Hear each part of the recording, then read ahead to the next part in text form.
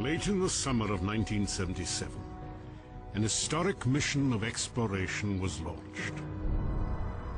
Twin spacecraft, christened Voyager 1 and 2, broke free from the Earth's gravity on journeys to the outer reaches of the solar system.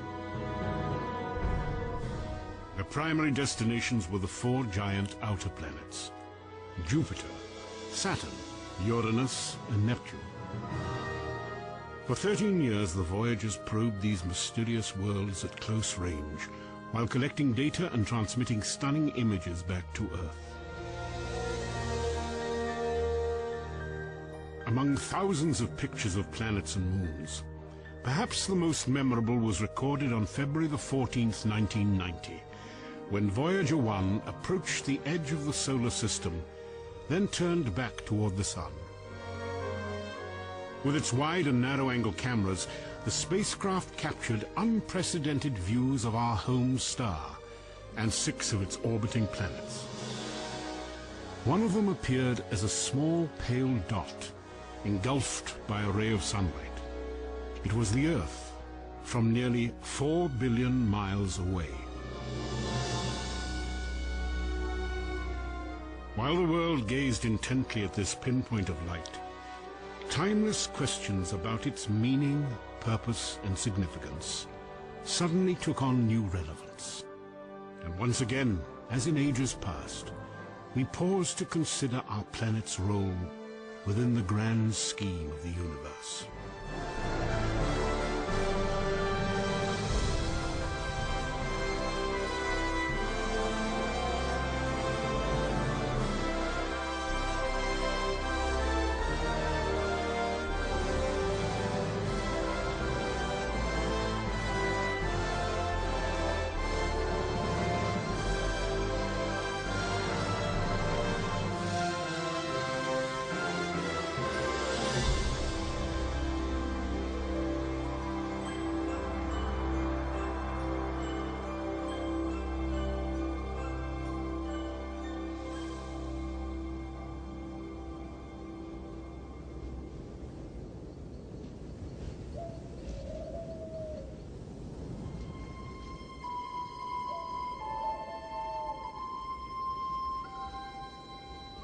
The mystery of the Earth's significance in the universe has challenged philosophy and science for more than 2,000 years. Early perceptions were shaped by the work of the Greek scholars Aristotle and Ptolemy. They taught that the Earth sat motionless in the center of the heavens while the moon, sun, and other stars and planets revolved around it. This geocentric view was the foundation of Western cosmology for 18 centuries. Then, in 1543, the Polish astronomer Nicholas Copernicus ignited a revolution.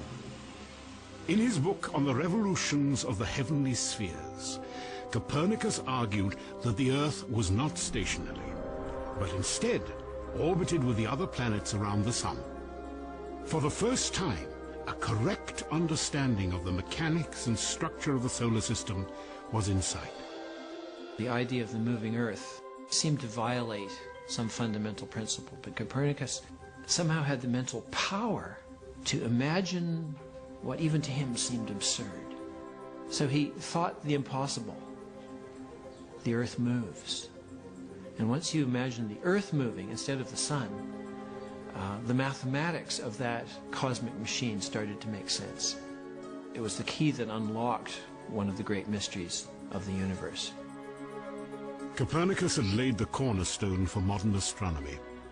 Yet, 400 years after his discovery, the empirical fact that our planet was not the center of the solar system had evolved into what is now known as the Copernican principle. The idea that the Earth occupies no preferred place in the universe. Copernicus had a theoretical way of explaining the apparent motion of the planets across the sky. That's all it was. It wasn't a theory that told us whether or not Earth was special, or whether we played some importance in the scheme of things, or whether every place in the universe was the same as every other place. Nevertheless, this reinterpretation of Copernicus became prominent in the 20th century. It's often called the principle of mediocrity. This principle says that our location and our status are mediocre, they're unexceptional. As a result, we should not assume that we are in any way privileged or that the universe was designed with us or beings like us in mind. The Copernican principle and the concept of the Earth's insignificance was popularized during the 1970s and 80s by the late astronomer Carl Sagan. In his best-selling book, Pale Blue Dot, Sagan wrote, "Because of the reflection of sunlight, the Earth seems to be sitting in a beam of light, as if there was some special significance to this small world. But it's just an accident of geometry and optics. Look again at that dot. That's here. That's home. That's us.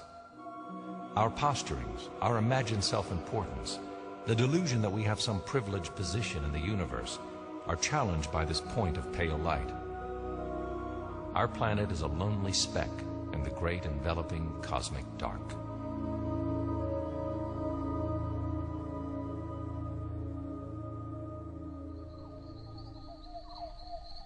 One reason for the widespread acceptance of the Copernican principle can be traced to a discovery made on this mountaintop overlooking Los Angeles. Between 1921 and 1926, the astronomer Edwin Hubble used this telescope to make some of the most important discoveries in the history of science. Through the window of the Mount Wilson Observatory, Hubble unveiled the true magnitude of the universe. At the time that Hubble was doing his work, many astronomers believed that the galaxy, our galaxy, marked the edge of the universe, and there was nothing beyond it. Edwin Hubble altered this perception of the universe when he used the most powerful telescope of his day to photograph indistinct objects in space.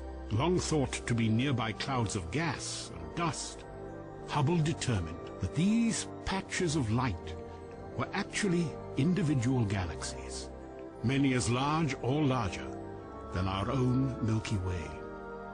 The implication in what he found was that the universe consists of, indeed, billions of galaxies, each with many billions of stars and planets. And it was a universe with a wealth of numbers and variety that transcended the imagination of both layman and astronomer. He, in effect, enlarged the boundaries of the universe. Edwin Hubble revealed that the Milky Way galaxy, encompassing more than 100 billion stars, including our sun, was a mere pinpoint of light in the universe. When Hubble found that there were many galaxies, we saw that our galaxy was nothing distinguished at all, just one ordinary galaxy among billions. And that's the ultimate extension of the Copernican principle. More than 80 years have passed since Edwin Hubble's discovery. Yet today its profound implications still evoke a fundamental question. Does contemporary scientific knowledge actually confirm the Copernican principle's primary claim, that the Earth and the life it sustains exist without purpose or significance in the universe?